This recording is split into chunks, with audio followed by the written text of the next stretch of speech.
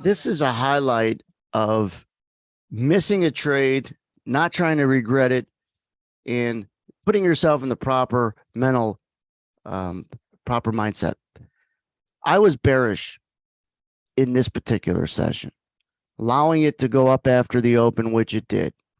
Was a little suspect, thinking that this was going to be the high in the 84 area, which it was. So I didn't use a qualifier I otherwise would have used if we play this, and that was our lasers going red and white to green and gray. I'll speed up. Green, gray in here, and they fell off. That's all right. You're not going to catch every trade. You just try to minimize the misses. You try not to do something stupid after you miss a trade that was effortless. That's important. Understand that you're not going to swing and hit every hanging curveball if you're a baseball player. And so it slides through 76. 76 was the open. When it slides through 76 like that without any effort, that's another opportunity to know the downside's the right side, because you got knuckleheads buying the open, and when it doesn't work, they're wearing it. So the market ends up staying below 76, got all the people on the open trapped, and we had an unbelievable tough time getting through 63, 65. Unbelievable. There were a couple times where I disqualified a short that would have been a loser, and a couple times I had to take a loser. For instance, when they got through this iceberg, when it goes from green to red or gray to white on these lines here that we call lasers, kept coming out of the hole. And I finally told the group, I'm going to walk away. This will break, and I won't be on the team, and I'll be okay with it. And so here's another example of when it should have, in this chop, boom, from here, been able to release to the downside. Just one of those days we're kind of still option expiration rollover, but the downside was the right side. And it's important to qualify and disqualify your opinion. The opinion's important, but it's not the only thing that's going to make you money. Timing.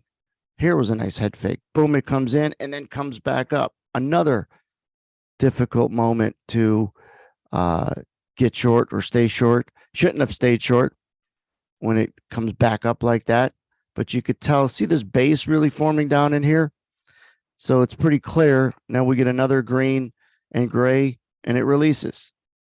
One of these I caught, and the head start, the winner turned into a scratch. But the one that you're not going to catch, and here's the test back up to 65, or the one that if you're not in front of your screens, you're not going to catch. But when they finally do go, it's more of a 5 steps lower, 3 steps higher, 5 steps, 3 steps.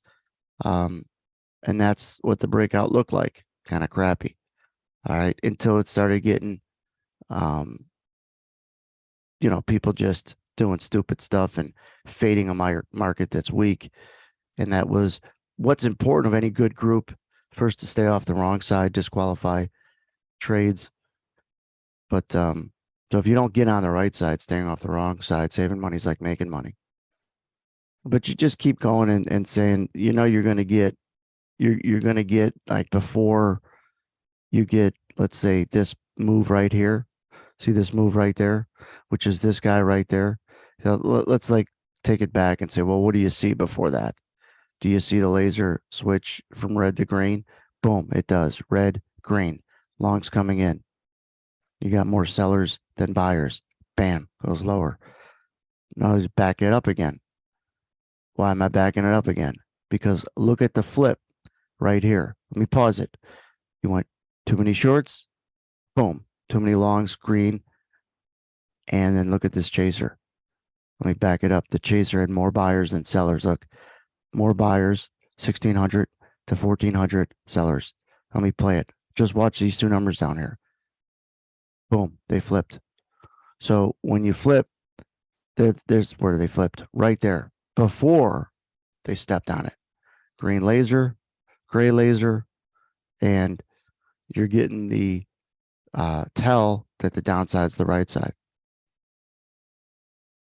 And it's not coincidence that you get a nice long down bar after it. If you're bearish after it breaks a lot, like at the bottom of this bar, it's a little too late. You want to be able to predict the big down bars, the big up bars before they happen or right at the beginning of them happening.